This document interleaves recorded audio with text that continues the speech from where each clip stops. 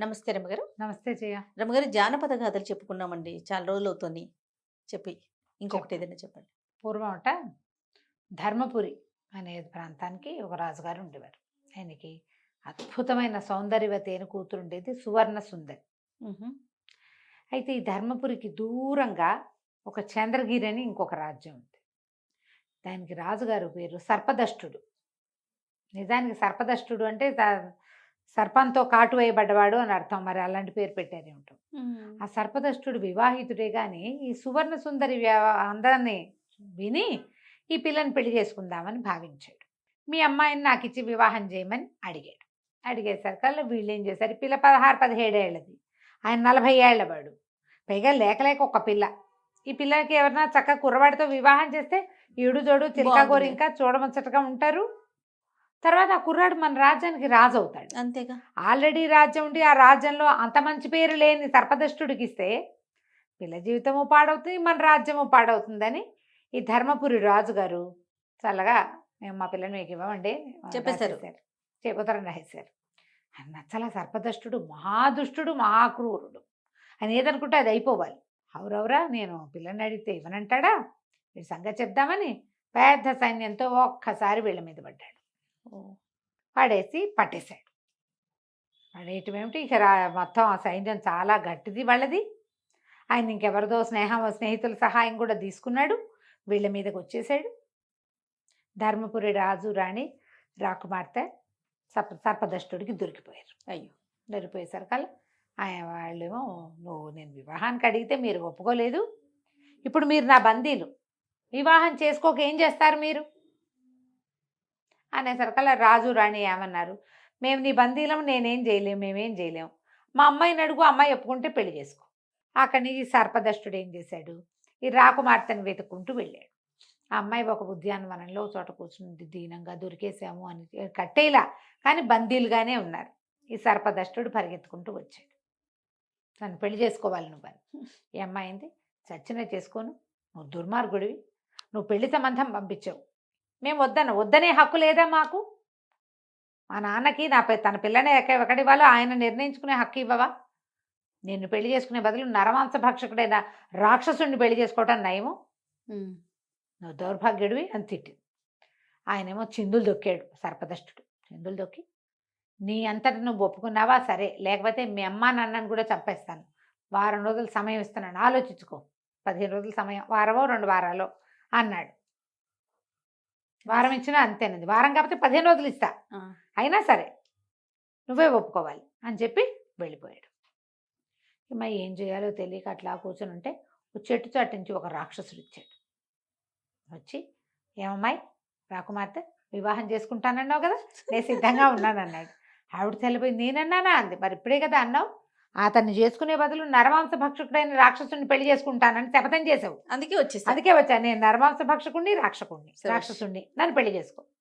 నా పేరు కంటకుడు, నేను ఈ ప్రాంతాల్లోనే ఉంటాను, నరమాంస భక్షణ నాకు అలవాటే, నేనేమో పుటక్కి రాక్షసుణ్ణి, నువ్వు శపథం చేసావు కాబట్టి పెళ్లి చేసుకోవాలన్నాడు. అనేసరికి వీడు ఆలోచించుకుంది, ఏం చేయాలి, సరే బాగా ఆలోచించి ముందు వీడిని పంపించాలి కదా అవతలకి.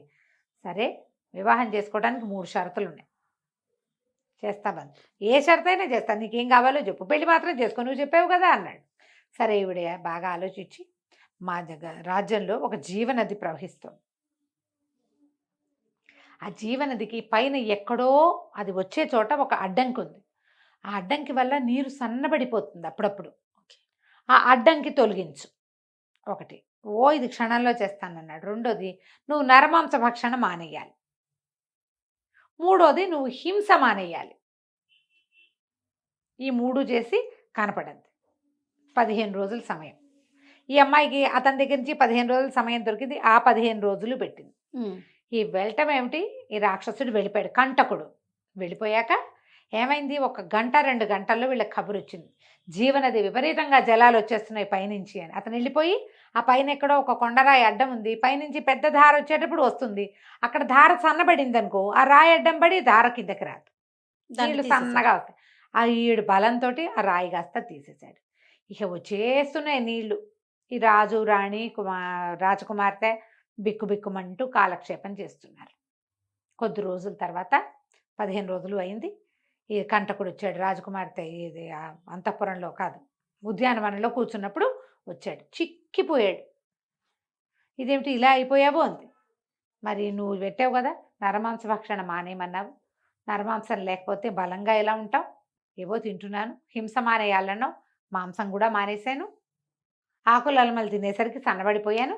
మనం కూడా అంతే అంతే. అవి ఇవి విరుచుకు తింటాం మానేస్తే సన్నగైపోతాం. ఇందులో నరమాంస భక్షణ కూడా చెప్పారు చూసావా, అంతే పక్క వాళ్ళని పీక్కు తింటాం మానేయాలి.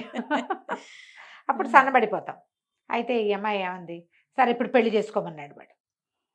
అనేసరికి కుర్రాడు, ఇప్పుడు మానేశాను నేను, నరమాంస భక్షణ మానేసా, జీవహింస మానేసా, నువ్వు చెప్పిన జీవనదికి అడ్డంకి తొలగించేసా, నేను సిద్ధంగా ఉన్నా, వివాహం చేసుకుందావా అన్నాడు. రాజకుమార్తె అంది, దానికి నాకు అభ్యంతరం ఏం లేదు, కానీ నువ్వు ఇప్పుడు ఈ రాజ్యము సర్పదష్టుడి చేతిలో ఉంది. ఈ సర్పదష్టుడు వివాహం చేసుకోమని గోల పెడుతున్నాడు, వాడిని చంపేసేయి నువ్వు, అప్పుడు మన ఇద్దరం పెళ్లి చేసుకుందాం అంది. అనగానే రాక్షసుడు అన్నాడు, అట్లా ఎట్లా చంపుతాను, నువ్వు నన్ను జీవహింస మానేయాలన్నావు కదా, హింస, దానికి నేను పాల్పడను, దానికి పాల్పడకూడదు. హింస మానేసే షరతు మీదే కదా నువ్వు నన్ను పెళ్లి చేసుకుంటానన్నావు. వివాహం కోసం నేను మానేసా, ఆకుల వాళ్ళు గడి కాదని తింటున్నా, ఇప్పుడు వాడిని చంపడం అంటే హింస అవుతుంది, అది నేను చెయ్యను అనేసరికి ఈ అమ్మాయింది, అది కాదు, వాడు నన్ను బాధ పెడుతున్నాడు, బాధ పెట్టినా సరే ఎవరినైనా చంపాలంటే అది హింసే అవుతుంది. వాడు నిన్ను బాధ పెట్టిని, వాడు నిన్ను వివాహం చేసుకొని ఏమైనా చేయని, నేను అతన్ని ఏదైనా చేయాలంటే హింస చేయాలి, హింస చేస్తే నీ షరతు నేను పాటించినట్టు, అప్పుడు నిన్ను వివాహం చేసుకునే అవకాశం నాకు ఉండదు, అంతే. కాబట్టి నేను చేయను అన్నాడు. ఈ అమ్మాయికి ఎంత ముచ్చటేసింది, ఓడి వీడు రాక్షసుడైనా పెట్టిన షరతులు పెట్టినట్టు పాటిస్తున్నాడే, మాట తప్పట్ల, మాట తప్పటం లేదు. సరే నన్ను కొంచెం ఆలోచించుకోనివ్వు అంది. ఈ లోపల ఏమైంది, వాడు ఆ పక్కనే నుంచుని ఉన్నాడు. ఆ సర్పదష్టుడు వచ్చాడు. 15 రోజులు అయింది కదా, వచ్చేసి రాకుమారి, ఏంటి అమ్మాయి పేరు సువర్ణ సుందరి, ఏం ఆలోచించావు అనేసరికల్లా ఈ అమ్మాయింది, ఆహా నేను ఆలోచించాను, నేను పెళ్లి చేసుకున్నాను అనేసరికల్లా అతను అన్నాడు, ఎందుకు చేసుకోవంటే ఇతను పక్క నుంచి నుంచుని వాడు కనపడ్డాడు. వీడెవడు అన్నాడు. ఇతను నీలాంటి వాడే, నన్ను పెళ్లి చేసుకుంటానంటున్నాడు, కానీ నీలాగా దౌర్జన్యంగా కాదు, నిజాయితీగా పెళ్లి చేసుకుంటానన్నాడు. నేను పెట్టిన షరతులన్నీ ఒప్పుకున్నాడు. రాక్షసుడైన వీడే మంచివాడు నీకంటే అన్నది. అనేసరికల్లా నా ముందు నువ్వు ఇంకొకరిని పొగుడతావా, వీడంతూ చూసి అప్పుడు నేను పెళ్లి చేసుకుంటా, ముందు వీడు అడ్డం. ఇప్పుడు పెళ్లికి అప్లికెంట్స్ ఇద్దరు ఉన్నారు కదా, రెండో వాడిని చంపిస్తే మన దారి నిష్కంటకం అయిపోతుంది. ఈయన ఏం చేశాడు, ఈ రాజుగారు, ఈయన సర్పదష్టుడు, ఈ మొల్ల ఒక కత్తి ఉంది ఆయనకి, నడుము పడ్డ దట్టికి ఆ వరలోంచి కత్తి తీసి అని ఒక్క దూకాడు రాక్షసుడి మీదకి, నిన్ను చంపేసి అప్పుడు రాకుమార్తెని సువర్ణ సుందరిని పెళ్లి చేసేసుకుంటాను. ఈ దూకేసరికల్లా ఎప్పుడైతే తన మీదకి దూకాడో ఆ రాక్షసుడు ఏం చేశాడు, 2 చేతులతోటి మెడ పుచ్చుకుని పుట్టుకొని విరిచేశాడు మెడ, విరిచేసి విసిరేసరికల్లా రాకుమార్తె ఆశ్చర్యపోయింది. మరి ఇప్పుడు నువ్వు హింస చేసావు కదా అంది. ఇది హింస ఎందుకయింది, ఆత్మరక్షణ చేసుకున్నాడు, లేకపోతే అతను కత్తి పెట్టి పొడిచేవాడు.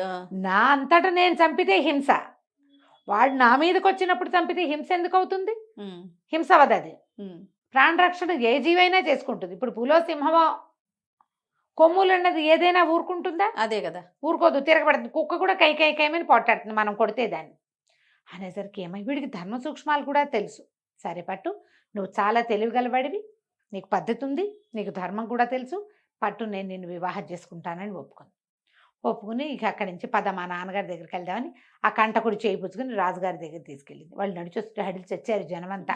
వీడు పెద్ద ఇంత పొడుగాటి వాడు, పళ్ళు కూరలు, ఒక అందంగానే ఉన్నాడు లావుగా, అప్పుడు ఉన్నంత లావు లేడు, కానీ వాడు రాక్షసుడని కూరలు కొమ్ములు, వాడి బట్టలు, వాడి నడక అన్నీ కనపడుతూనే ఉన్నాయి. అందరూ ఆశ్చర్యపోయారు. రాజుగారి దగ్గరికి వెళ్ళి చెప్పింది, నాన్న ఇతను కంటకుడు, కంటకుడు అనే రాక్షసుడు సర్పదష్టుడిని సంహరించాడు అనగానే ఆశ్చర్యపోయారు అక్కడ ఉన్న సైనికులు. అయ్యో మా రాజుగారు చచ్చిపోయారని, వాళ్ళ రక్షణలో ఉన్నారుగా, వాళ్ళందరూ పరిగెత్తుకుంటూ పోయారు. తీరా చూసి చచ్చిపోయిన రాజుగారికి చచ్చిపోయాడంటే వాళ్ళు ఓడిపోయినట్టే. ఏం చేస్తారు, సేనలన్నీ పుచ్చుకుని వాళ్ళు వెనక్కి వెళ్ళిపోయారు.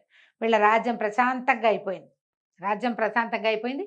రాజకుమార్తె అంది, నేను ఇతన్ని పెళ్లి చేసుకుంటాను నాన్న, ఇతని వల్లే మనకి సర్పదష్టుడి బాధ తగ్గిపోయింది అనేసరికి వాళ్ళ అమ్మ నాన్న అన్నారు, అయ్యో ఇదేమిటే, రాక్షసుని పెళ్లి చేసుకోవటం ఏమిటమ్మా, రాకుమార్తె అంటే పర్వాలేదు నాన్న, ఇతను నిజాయితీపరుడు, రాక్షసుడే నయం మనిషి కంటే, నేను మాట ఇచ్చాను, మాట తప్పను నేను, ఇతనేమో షరతులు పెట్టిన షరతులు తప్పకుండా ఉన్నాడు. ఆ. నేను కూడా ఇచ్చిన మాట తప్పకుండా ఉంటా, పెళ్లి చేసుకుంటానని. సరే పెళ్లికి ఏర్పాట్లు చేశారు. రాజ్యంలో అందరూ ఆశ్చర్యపోతూనే పెళ్లి వేడుకల్లో పాల్గొన్నారు. రాక్షసుడికి చక్కగా మంగళ స్నానాలు, హల్దీ వగైరా మెహందీలు చేశారు. వివాహం అయ్యింది. వివాహం పెట్ల మీద కూర్చున్నారు. ఈ రాక్షసుడు లేచి రాజకుమార్తె మెడలో 3 ముళ్ళు వేశాడు. అక్కడ ఒక విచిత్రం జరిగింది. రాక్షసుడు మాయమైపోయి వాడి ప్లేస్లో ఒక పెద్ద అందంగా ఉన్న కుర్రవాడు ఒకడు తయారయ్యాడు, వచ్చాడు. ఆశ్చర్యపోయారు అందరూ. రాకుమార్తె మరీ ఆశ్చర్యపోయింది. ఇదేమిటి నువ్వంటే, నేను మాళవ దేశపు రాజకుమారుణ్ణి, నా పేరేదో సింహదమనుడు. ఈవిడ సువర్ణ సుందరి, ఆవిడ సింహదమనుడు. నేను ఒకసారి అడవికి వేటకి వెళ్ళినప్పుడు అక్కడ ఒక దేవకామి నేను ఒక గంధర్వకాంత కనపడింది. ఆమె నన్ను మోహించి నన్ను పెళ్లి చేసుకోమని తన దేశానికి రాజ్యానికి రమ్మని గంధర్వలోకానికి బాగా బతిమలాడింది. నేను మనిషిని, నేను అట్లా వేరే దేవయోనులు వివాహం చేసుకోము, అది వివాహం చెల్లదు అని నేను పదే పదే చెప్పాను. ఆమె ఒప్పుకోలేదు. నా తండ్రికి నేను ఒక్కడే కుమారుణ్ణి, నేను నిన్ను వీళ్ళని వదిలిపెట్టి పైకి వచ్చేస్తే మా రాజ్యం ఇదైపోతుందని ఎంత బతిమలాడినా ఆవిడ ఒప్పుకోలే. ఆవిడ కోపం వచ్చి రాక్షసుడి వైపు అని శపించింది.